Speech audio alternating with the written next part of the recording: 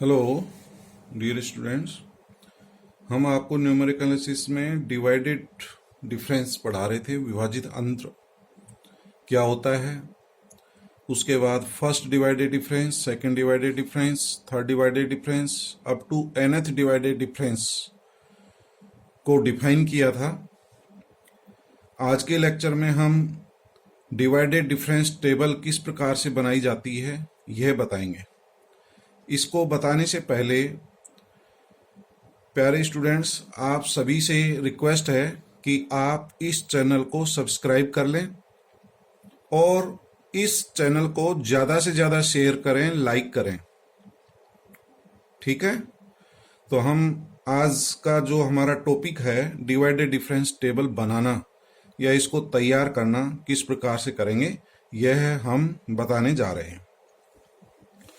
तो divided difference table बनाने से पहले मैं आपको कल के जो लेक्चर में डिवाइडेड डिफरेंस जो बताया था कि फर्स्ट डिवाइडेड डिफरेंस क्या होता है, थोड़ा सा उसके बारे में मैं आपको बताना चाह रहा हूं कि फर्स्ट डिवाइडेड डिफरेंस क्या होता है। तो कल के लेक्चर में हमने देखा था कि फर्स्ट डिवाइडेड डिफरेंस जो है इस प्रकार से डिफाइन करते हैं, इस प्रकार से परिभाषित करते हैं, F of x0 x1 equal to, ये हमारा फर्स्ट डिवाइडेड डिफरेंस का नोटेशन है।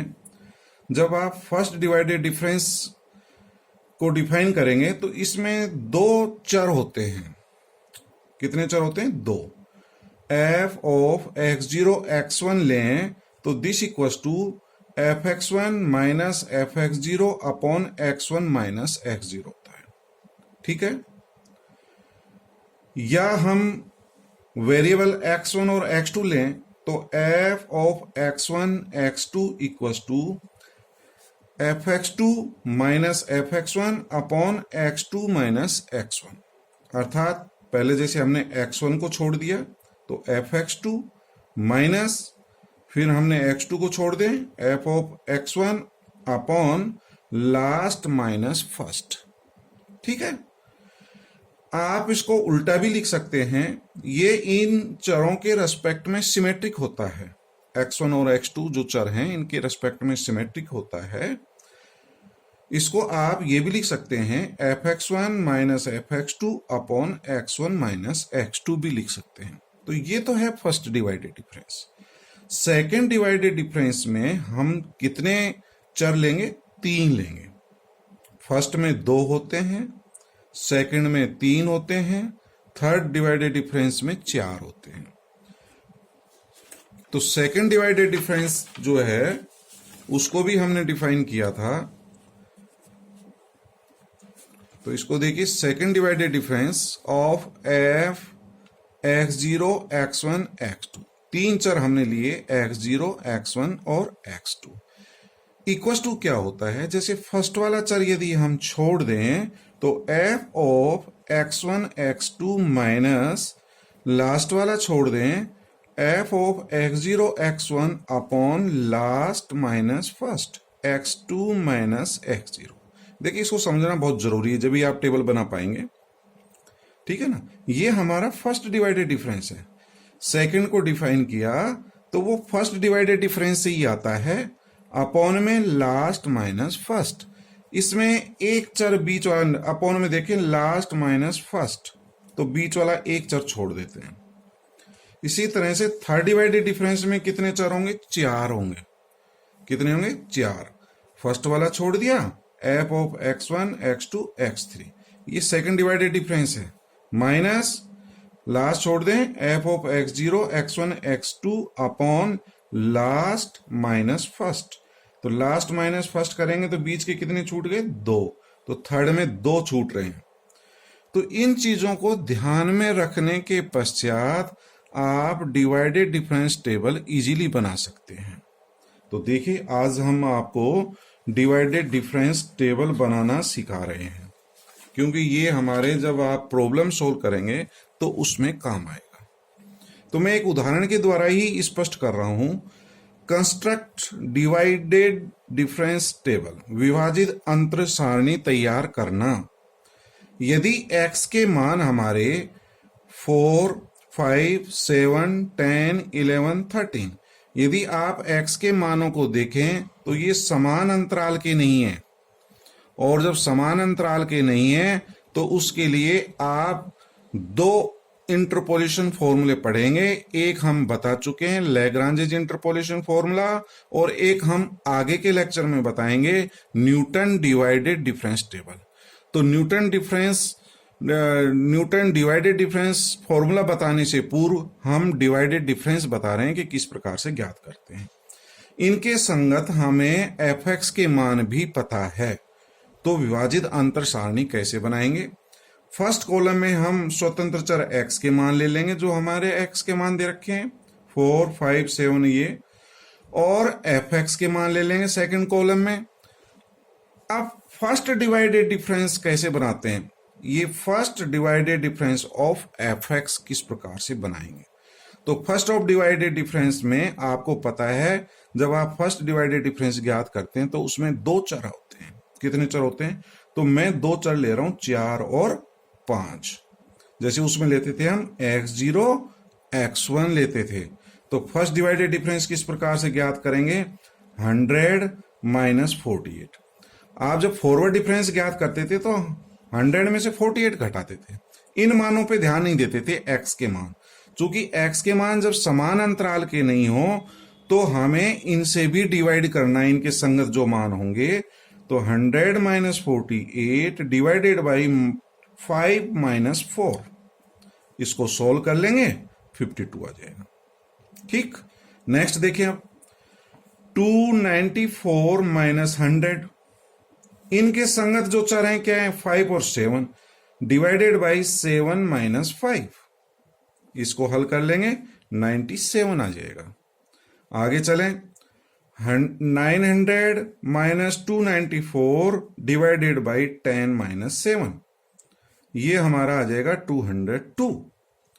फिर आगे 1210 - 900 डिवाइडेड बाई इनके कॉरस्पॉन्डिंग जो भी हमारे चर हैं 11 - 10, ये 310 आ जाएगा। इसके पश्चात ये 2028 में से ये घटा देंगे, 1210 डिवाइडेड बाई 13 - 11, 409 आ जाएगा। तो आपको फर्स्ट डिवाइडेड डिफरेंस ज्ञात करना आ गया होगा। fx के कॉन्जुगेटिव मानों को दो उत्तरोत्तर मानों को घटाएंगे और उनके संगत जो भी चर होंगे उनके डिफरेंस से भाग दे देंगे, डिवाइड कर देंगे। ठीक, तो ये हमारी फर्स्ट डिवाइडेड डिफरेंस आ गया। अब देखते हैं सेकंड डिवाइडेड डिफरेंस टेबल कैसे तैयार करते हैं। इसको ध्यानपूर्वक देखिए। सेकंड डिवाइडेड डिफरेंस टेबल में जो आएंगे हमारे तीन चर काम आएंगे, x0 x1 x2, क्योंकि सेकंड डिवाइडेड डिफरेंस में हमारे तीन वेरिएबल होते हैं, तीन चर होते हैं। जैसे शुरू में लेते हैं तो x0 x1 x2। ठीक, तो इसका मान क्या होगा, फर्स्ट डिवाइडेड डिफरेंस देखिए, 97 - 52, न्यूमरेटर तो आपको पता हो गया होगा।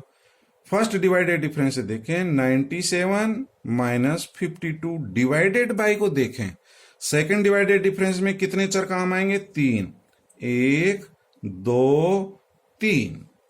तो लास्ट माइनस फर्स्ट, एक चर को हम छोड़ देंगे, एक चर को, लास्ट माइनस फर्स्ट, 7 - 4 से भाग देंगे। अगले वाले में 7 के बाद आगे देखिए, 10 - 5 से डिवाइड होगा, उससे अगले वाला 11 - 7, एक एक चर का डिफरेंस रखना है, 11 - 7 से डिवाइड होगा, और उससे अगला 13 - 10 से डिवाइड होगा। मैंने डिवाइड वाला पार्ट बताया है, दोबारा फिर देख लो। सेकेंड डिवाइडेड डिफरेंस में हम तीन चर लेते हैं, 1 2 3, तो लास्ट माइनस फर्स्ट, 7 - 4 से भाग लगेगा, तो एक चर को हम छोड़ देंगे।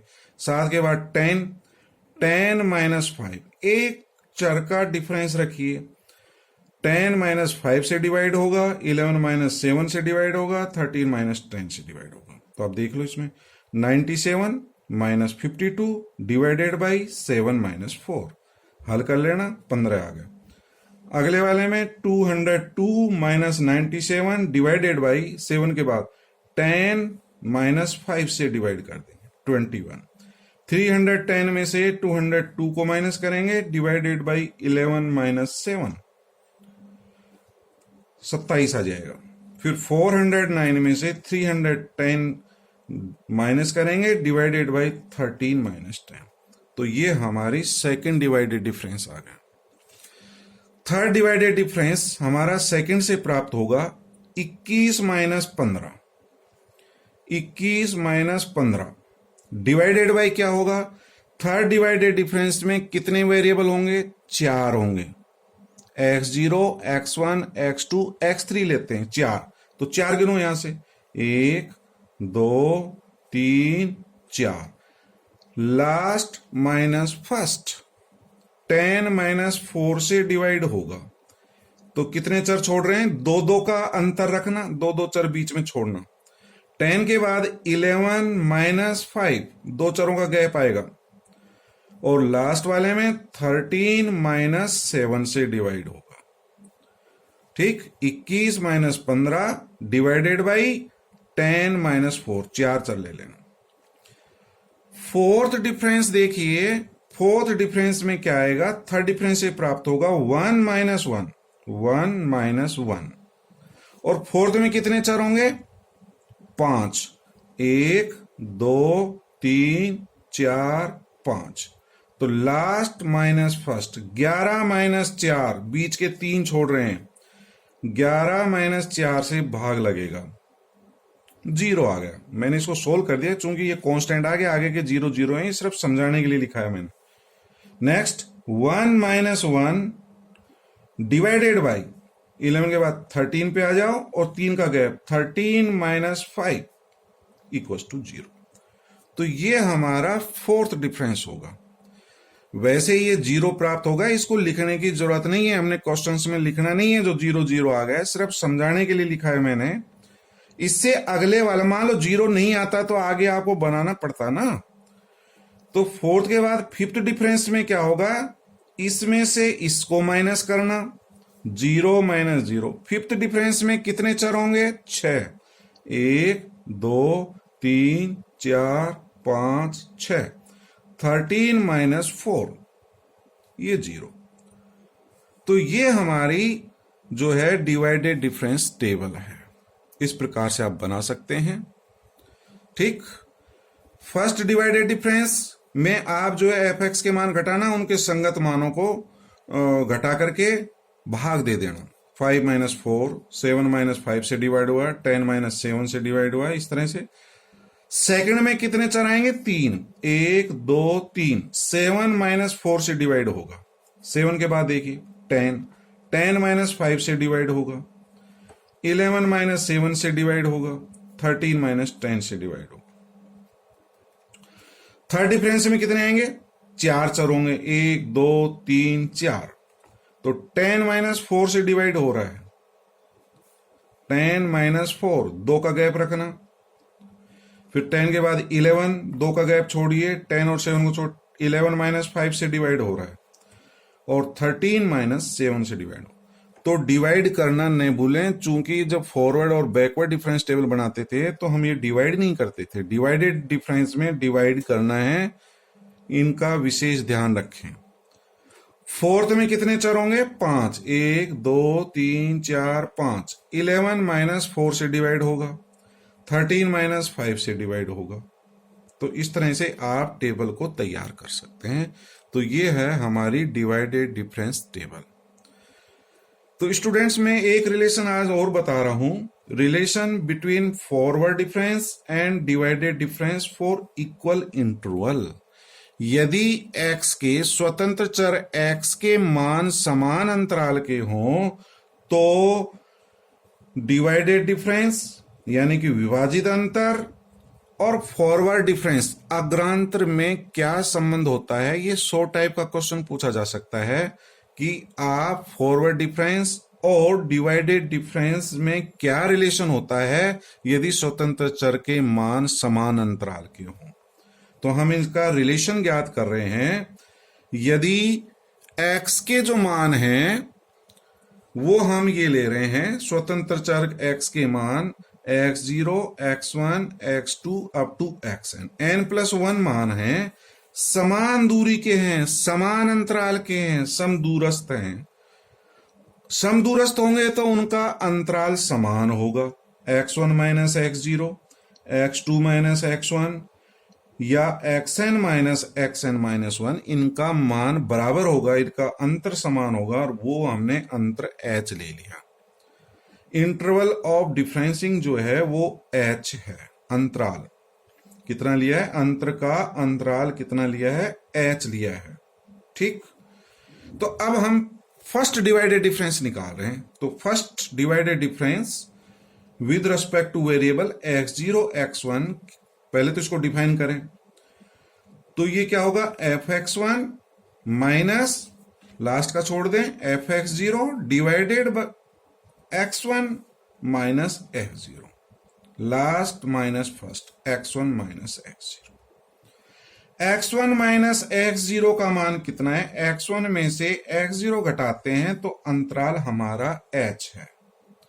तो x1 माइनस x0 का मान तो h हो गया, और ये f(x1) माइनस f(x0) है, ये हमारा क्या है, ये डेल f(x0) है। देखिए क्यों, डेल f(x0) बराबर क्या होता है, डेल fa बराबर होता है fa plus h minus fa। Forward difference हमने बताया था, del of f(x0) equals to f(x0) plus h minus f(x0), और x0 प्लस h हमारा x1 है।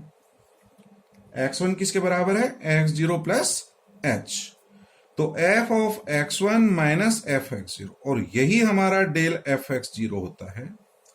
इसको डेल से गुणा कर दें तो delta 2 f(x0) equals to del f(x1) minus del f(x0), del से मल्टीप्लाई कर दिया, फिर डेल से मल्टीप्लाई करें तो del 3 f(x0) equals to delta 2 f(x0) minus delta 2 f(x0). ठीक, तो ये मान किसके बराबर है, del f(x0) upon h। Second divided difference निकाल रहा हूं, f ऑफ, एक चर और बढ़ा दो इसमें आगे, x0, x1, x2 ले लिया, तीन चर लेने होते हैं ना, x0, x1, x2। तो second divided difference equals to, परिभाषा से क्या होगा, एक चर छोड़ दिया, f of x1, x2 minus last छोड़ दें f of x0, x1 divided by last minus first, x2 minus x0। तो देखिए स्टूडेंट, इसका मान ये फर्स्ट डिवाइडेड डिफरेंस है, ये भी फर्स्ट डिवाइडेड डिफरेंस है, इसका मान मैं यहां निकाल चुका हूं, समीकरण नंबर 1 से मान रख देंगे, इस इक्वेशन से मान रख देंगे। f ऑफ x0, x1, इसका मान जो है ये प्राप्त हुआ 1/h डेल ऑफ f(x0), इसकी वैल्यू ये वाली है। f ऑफ x1, x2 का मान क्या होगा, ये भी फर्स्ट डिवाइडेड डिफरेंस है, लेकिन चर क्या है, यहां पर x1 और x2 हैं। यहां पर फर्स्ट डिवाइडेड डिफरेंस में हमारे चर x0 और x1 थे, x0, x1। जब x0, x1 था तो हमारा यहां डेल f(x0) प्राप्त हुआ था, क्या आया था, डेल f(x0), और जब हम variable f of x1, x2 लेंगे, x1 और x2, तो यह आएगा डेल f(x1), तो ये वाला मान आएगा del f(x1) upon h minus del f(x0) upon h। यहीं से रख दिया, इसी को देख करके दोबारा ज्ञात करने की जरूरत नहीं है। ठीक, अपॉन x2 माइनस x0, तो x2 माइनस x0 का मान क्या होगा, ये मान 2h होगा। क्यों होगा, एक बार मैं इसको नंबर लाइन से बताऊं मैं। जैसे ये हमारा कोई नंबर लाइन है, पहला x0, फिर x1, x2, x3, x4 up to xn। यदि अंतर का अंतराल h है तो x1 किसके बराबर है, x1 बराबर है x0 प्लस h। ठीक, x2 किसके बराबर है, x2, तो कितने का अंतर होगा, h ये और h ये। तो यहां से देखिए स्टार्टिंग पॉइंट x0 से, तो x2 किसके बराबर होगा, x0 plus h plus h, यानी कि x0 प्लस 2h। x3 किसके बराबर है, x0 से, x0 प्लस 3h, इन दोनों में h का अंतर है, x3 माइनस x2, ये तो h के बराबर है। यहां से यदि देखें तो h और एक h ये और एक h ये, तो x3 equal to x0 plus 3h हो जाएगा। तो x2 माइनस x0 हमें अंतर लेना है किसका, x2 माइनस x0।